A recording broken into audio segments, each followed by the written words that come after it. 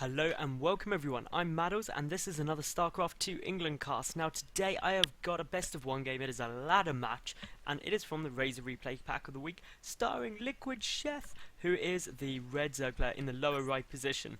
In the lower left position we do have Root TT1, and I know it's a bit confusing, but TT1 was his name before he joined Root, and then there was a competition on Team Liquid about what his new nick should be, and everyone voted for Root T1. Because obviously it's still with the TT1, so it's all cool.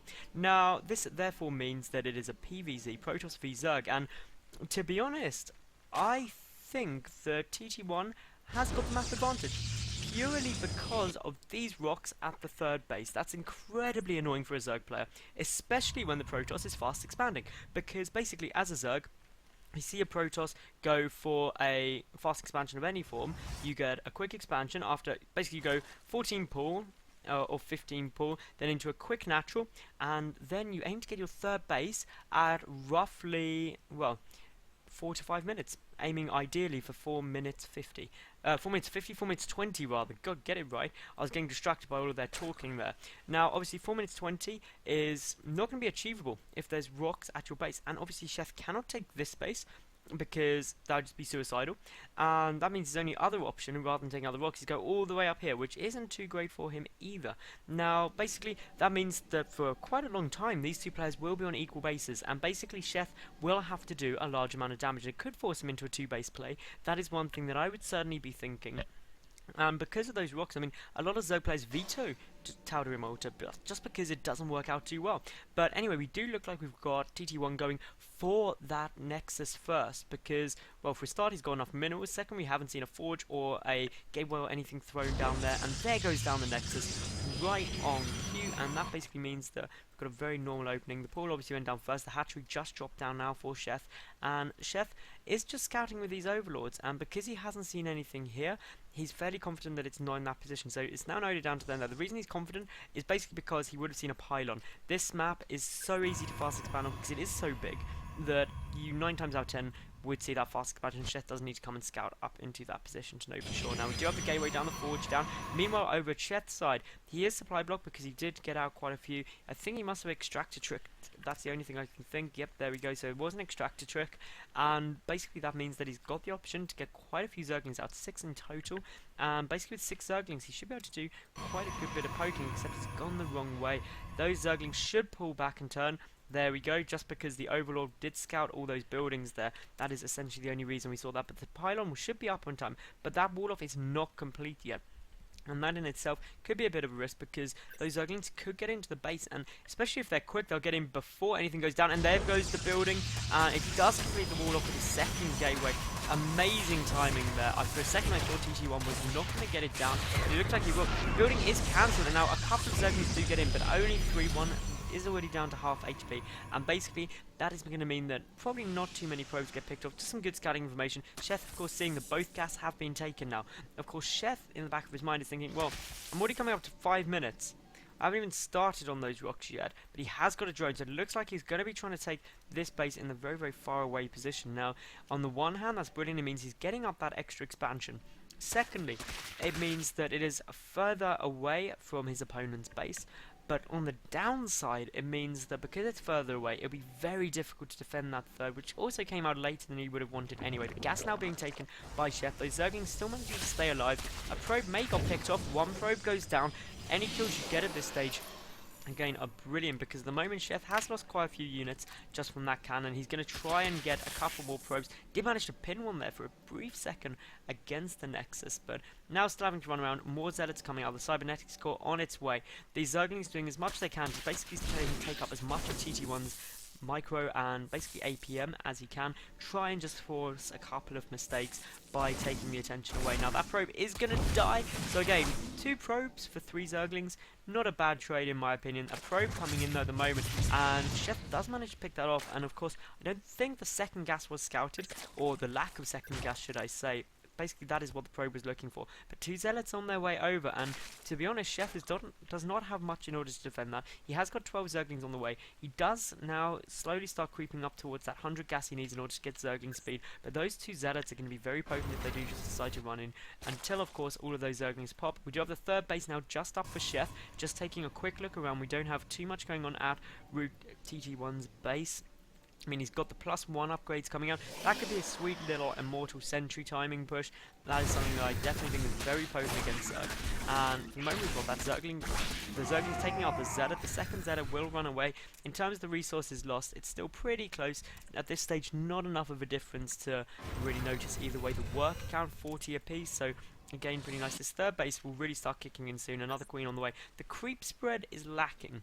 That is the one criticism I'd have of Sheth's play so far, is with the lack of that creep spread, he is going to have a very tough time expanding, and basically, not expanding, defending his expansion rather. Now we do have a probe coming and poking around, and if that was to put a pylon up here, and well, a pylon up there would allow warp ins, that'd be very, very devastating. But instead of pylon coming down the side here, so surprised that TT1 hasn't scouted that yet. And now here we go, an awful lot of gateways being added on this. 5 gateways in total, no 6. Yep, 6 gates, so 6 gateways is very potent. It's not quite an all-in, but 6 gate with the +1.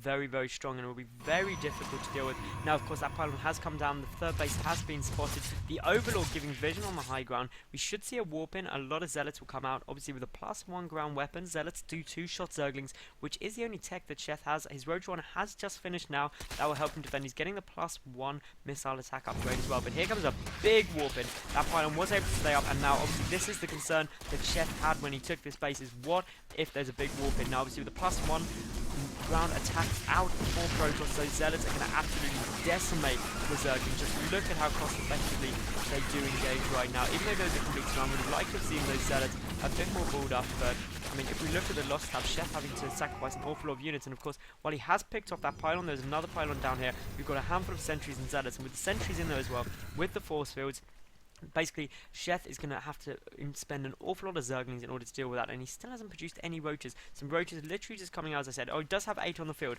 so that is really the saving grace. They are coming across the map, taking off that forward pylon, but for the moment, TT1 is in a very good spot.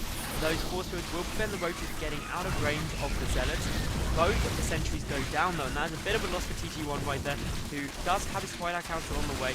We're interested to see what he uses that for. More Zealots on the way in. Now, Zealots don't engage well against Roaches at all, because they can just split up, and this is exactly what we're seeing here. Sheth really coming back into this by dealing good damage. Some Stalkers desperately needed for TT1 right now. Looking back at TT1's base, he is pretty much exactly where we left him. He's got the +1 ground armor on the way. His Twilight Council just finished. There comes Blink. Blink will make him very, very mobile and basically do a lot to help. The Zerglings do surround the Zealots and will prevent them escaping from the Roaches. And now, of course, Sheth does have the momentum that he should need. He didn't critically lose many workers. He lost 1 worker. That was brilliant, but he has had to build a lot of units, so as a result, doesn't really have many workers himself. He's 4 workers behind compared to TT1, but with 13 drones on the way, and that will very rapidly change to go the other way. Now, of course, the +1 missile attacks are coming down. That Roach speed on its way down as well now, and yeah, this isn't too bad at all for Sheth. He's getting his infestation, but Blink half done. The +2 Protoss ground weapons on the way down as well now, so obviously the upgrade advantage is there at the moment for TT1. It is 1-0 against 1-1 at the moment. The 1-1 melee upgrades coming in though for Sheth, so that'll give him a very potent Roachling force, to be honest. Those rocks finally being taken down, a 4th base will want to be secured. We do have a couple of Zealots warping in, and those Zerglings will be very easily cleaned up, of course. Those Zealots are very potent now against Zerglings' armor, very, very strong against a fast attacking unit, because obviously that basically means that if a unit attacks quickly, generally does low damage per hit, and that means that every point of armor is very, very potent, and those Zealots can start engaging so well, even backed against the wall, one of them. And I mean, having said that though, TT1 is losing a lot more units, but this is the force that Sheth needs to be worried about. The forward pylon coming down, we've got so many Stalkers and a couple of sentries. Those Roaches will take big damage, especially with the upgrades. An incredibly forward pylon coming down here, and now really all of Sheth's army is out of position. This natural base could go down very, very quickly indeed, especially if it is focused. Some Stalkers do blink up into the natural base, utilising that cliff effectively, and a tiny bit of space there for a pylon to come in. That is just going to be so good. This is such a good good position right now. More stalkers warping in, they'll blink up onto the high ground, and to be honest, TT1 has just got so much stuff right now. He's lost the base, he's down back to equal bases, and of course behind us, the +2 Protoss ground weapons on the way in. 1-1 melee upgrades are coming, but again, how long they take is quite a while. Burrow on its way, the Infestors are coming out, that'll help. The reason the Infestors will help is essentially because that means that Sheth will be able to lock down these Stalkers so they can't blink away, and that means the Roaches will be able to engage slightly more cost effectively. And well, just having a look around, we do have quite a few, well, really, TT1 looks like he's going to pull back at the moment, and it's been indecisive. I'm surprised you didn't go for the main base, because obviously he knows the army is split. It would put him in a position where he could be basically sandwiched, but even going for the third will have the same effect. We have some roaches coming from behind the Infestors, trying to get as far back as they possibly can. That's fine, going down. A lot of drones being called, trying to soak up damage, and once you've got drones pulling, you know you've not got a good time. So Force Fields going down, preventing the roaches from behind, and to be honest, it looks like TT1 is going to have a much better angle of engagement. While he is getting surrounded, those Force Fields are absolutely great. The fungal growth really helping Sheth though, and I think Sheth should have enough to clean this up now. Of course, the 2-1 upgrades compared to 1-1, and TT1 is forced to pull back at the moment, but there are some reinforcements on their way in. Obviously, the Infestors with fungal growth are just so powerful. It pins those stalkers down, allowing the roaches to get close, and in terms of the resources lost, quite a lot more lost for TT1 right now, but he does have quite a few more workers. But critically, they are both still on 1-2 bases. That base was cancelled, I believe. I don't think it was forced to be killed. I didn't actually check, which was a fault on my point, but for the moment, obviously TT1 is good. The concern for him though is these mineral patches are getting very low, which means he's going to be down to 1 mining base soon. A great movement with these stalkers, but of course they are now trapped. Those Infestors do not have enough energy for fungal growth right now, but that blink was not good enough, and they did not get out of the firing range, and now the entire army for TT1 has been taken down, and Sheth really has the momentum. Look at that, 80 army supply compared to 28.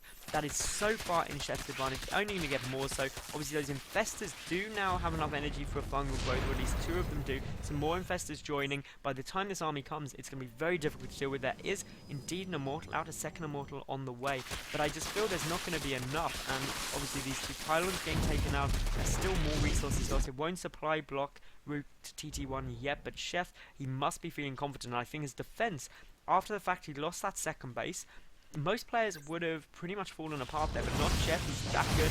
He's going to do it now. This army has moved out at what I consider precisely the wrong time, but obviously TT1 is essentially needs that new base, because otherwise, like, it's just going to be pretty much impossible to defend it, and well, this is all really tough. Now, we do have some units pulling back at the moment, and well, the Force Fields, they're down, they're good, but not good enough. There is a couple more Force Fields. Fungal growth goes down, and that is an absolutely fantastic fungal growth yet again. The Zealots absolutely rendered useless. The Immortals are not getting focused down.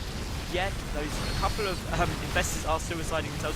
There goes the Immortals getting focused down. Another one still at the back. The Immortals engaged so well against roaches, but Sheth just appears to have too much stuff. Quite a few Zerglings on their way through as well. Now, the second and third Immortal have gone, and TT1 does GG out. So that, guys, was an awesome ladder game. Sheth, how he came back from that, I don't know. Most players, if they lose one of their 3 bases against Protoss in that much pressure, pretty much lose the game. So Sheth, amazing comeback right there. If you did like the video, guys, and the cast, please thumbs up, subscribe, because I get new top level games up every single day, and leave a cool comment below. Let me know what you thought of the game or anything. That'd be brilliant. So thank you very much for watching, guys, and catch you again tomorrow. Bye for now.